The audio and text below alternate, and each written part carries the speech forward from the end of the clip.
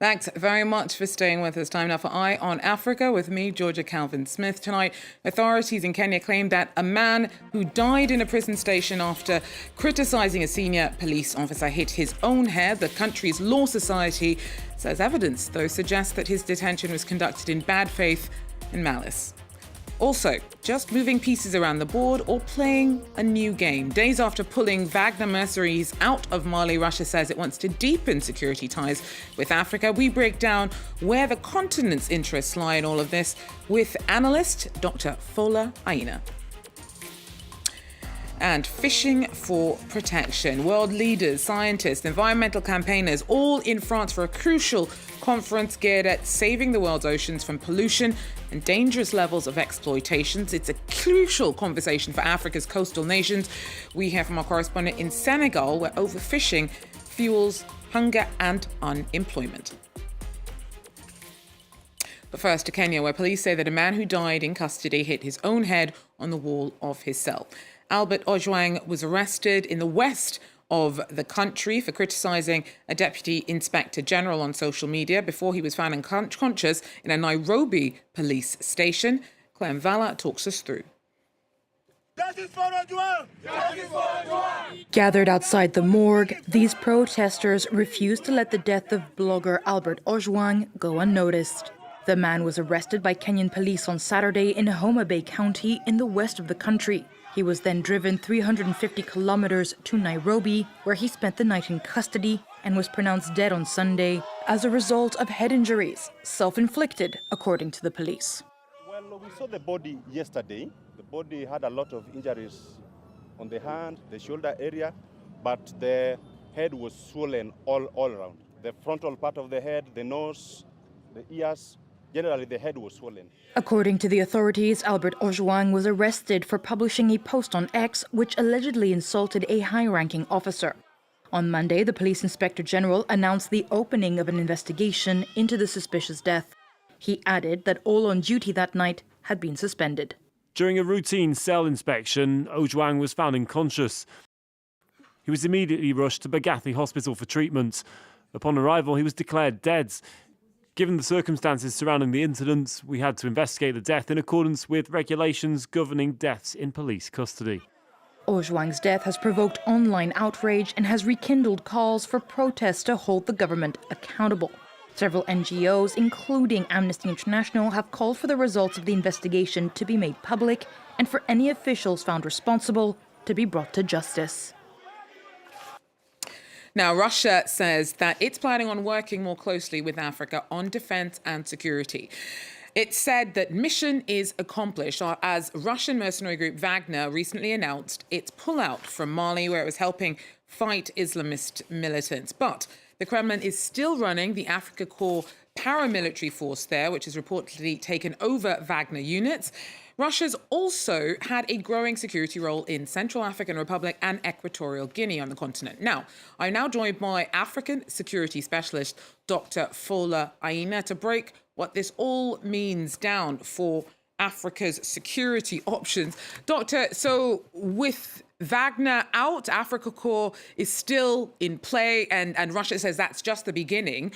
What does mission accomplished mean, which was, attached to that announcement of Wagner pulling out? And what's your take on what Russia's overall plan is here?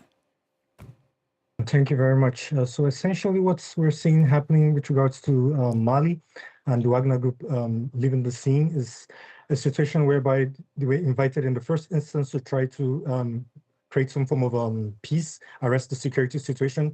And also in more recent times, because since the establishment of the African Corps, Russia has been more keen to put in place a more structured unit. So what we're seeing happening right now is the exit of the Wagner group and being replaced by the Africa Corps, which is a more organized group, which is more structured, which is more formal, and it's in many ways Russia's own way of also saying, see, we've heard the plights, the complaints of people about some of the atrocities with regards to extrajudicial killings, human rights violations. And so we want to replace this group, with a more organized group on the ground. So in many ways, it's Russia's way of projecting itself as a different and alternative to the West.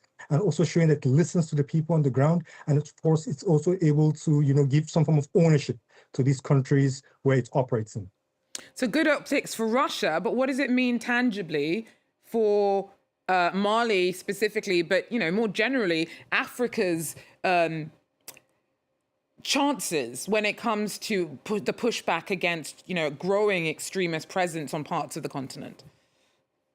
Well, unfortunately, the situation doesn't look like it's going to get any better soon, simply because, again, with Russia's approach, it's an over-reliance on military solutions, which has had the unintended consequence of contributing towards the protractedness, of the conflicts in Mali. And we've seen this again across the region. And then also a second problem with this is that, again, the more we use these military solutions, over non-military solutions, the jihadists in the region are beginning to become more adaptive, and they're also evolving with time. Okay, so again, the continued use of military solutions as a priority as against addressing the underlying root causes would only lead to, more attacks by these militant groups, which are increasingly evolving, as I already mentioned, and also becoming more emboldened as a result of this. And we've seen this with attacks to military bases across the Sahel region, not only in Mali, but also we've seen this happen in more recent times in parts of northeastern Nigeria as well. So it's a new trend that's building up across the region. So if you think that this kind of very military-focused approach, which, has been going on for a while now, be it Russia, be it France, be it, peacekeeping forces, wherever you look at them, if that isn't working, why hasn't another approach been taken, and what approach do you think should be taken? So one of the reasons why another approach hasn't been taken or emphasized is simply because the states that are operating within the region in themselves are mostly weak states. They are fragile states, and so they do not have the institutional capacities to be able to carry out the task that is needed on the one hand. And then on the other hand, again, the countries that are involved in the region, particularly in this instance, Russia, is more keen at securing its strategic interests, also which includes mineral extraction, and not necessarily concerned with trying to solve the problems, really as they are, on the ground. A more viable solution, to addressing these issues would be to pay attention to these underlying socioeconomic factors like the prevalence of poverty, inequality, high unemployment rates, illiteracy, and then of course problems bordering around weak institutions, poor governance, and also perhaps also the environmental degradation problems. Some of the underlying root causes of the problems that have persisted over time need to be accorded the attention that they require and addressed, from these angles as against, an over-reliance on military tactics. And even if, some form of military interventions are to take place, these interventions shouldn't necessarily be reactionary, as we've seen across the region, but they should be more proactive. In other words, they should be able to begin at denying the jihadists their freedom of action. In other words, taking the fight to them and not necessarily reacting, to what's happening on the ground. Thank you so much for that breakdown, Dr. Fola Aina, giving us a bit of an insight into some options that might need to be considered at some point in the continent's pushback against extremism.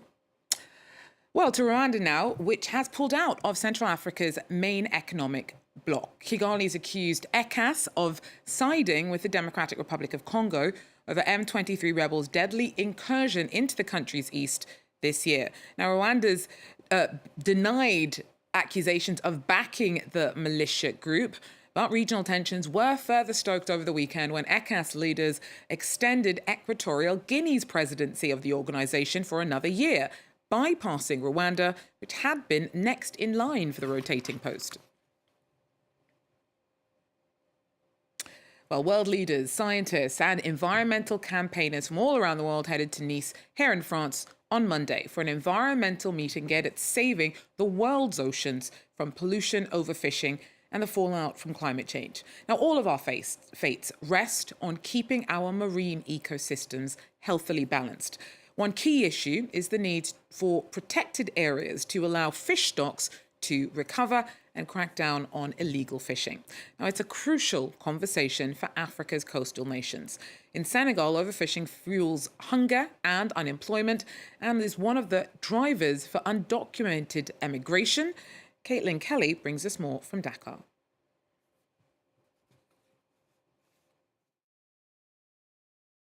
As the Oceans Conference kicks off today in Nice, the stakes could not be higher for a country like Senegal. Along this coastline, the ocean is seen as a means of survival. Fish is the main source of protein, and 1 in 5 Senegalese make a living from the sea. But the waters are being depleted at a rapid and urgent rate. As a recent report showed that more than half of Senegal's fish stocks are now considered to be in a state of collapse. Foreign vessels, especially Chinese trawlers, are making matters worse, which are often unregulated or even illegal.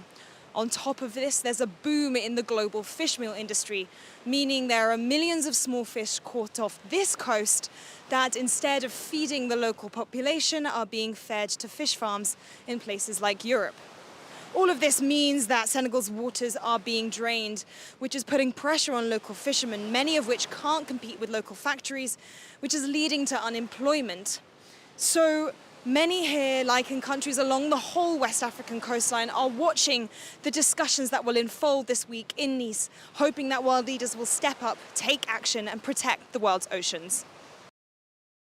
For us in Dakar. Now, in Kenya, tech is breaking barriers for the deaf community, and Nairobi-based startups created a game-changing digital platform that uses motion capture and AI to translate sign language in real time. Clarice Fortuné tells us more. The sound of silence. And to hear it, this small tech startup company is building something revolutionary. A tool to bridge communication gaps for the deaf community, using AI. With these suits, the digital platform captures thousands of signs, the foundation for a 3D avatar that can speak Kenya Sign Language. And just looking at the possibilities of AI, anything that's repetitive in nature, I think that's what we've really zeroed down in and seen how do we automate and provide sign language interpretation at scale. Now using AI, motion capture, and automated avatar, digital humans. The result is an app where users input text or speech and receive a video of a 3D avatar named Ava. This is Tab 360. This is the interface that the users directly access in our platform when they visit our platform. So I'm going to try a sentence like yesterday I went to the market and then get sign language for it. And then after it finishes sign, I can download that video. I can download it into a video and I can share it on major social platforms, so like WhatsApp, email, Instagram, all over. Nearly 3 million people are hard of hearing in Kenya, and access to interpretation is often out of reach, especially in healthcare and education. The technology has helped a lot because when a person wants to know sign language, it's simple. Someone to join to learn, but you must pay, which is expensive. Also, the sign language dictionary is expensive. It is better to use this technology where signs are made easier and it's spread worldwide. From the lab to local communities, this new technology is bringing people closer and reimagining accessibility, one sign at a time. Oh, they look so excited at all the potential. That's so cool. That, though, is all we have time for Eye in Africa. Thanks very much for joining us. Do so again if you can. Till then, take care.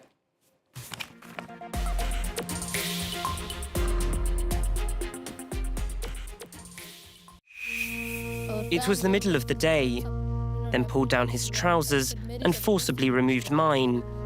And he did horrible things to me. Then he threatened me, if you tell anyone, your teacher or your family, I'll kill you. We were often beaten up. If they gave us an order, we had to obey without delay. It was as if they were the masters and we were their slaves. Madrasas, as we know are what we call in Urdu a gar, means a real powerful hold and where abuse is happening all the time. We know that. I want justice to be done.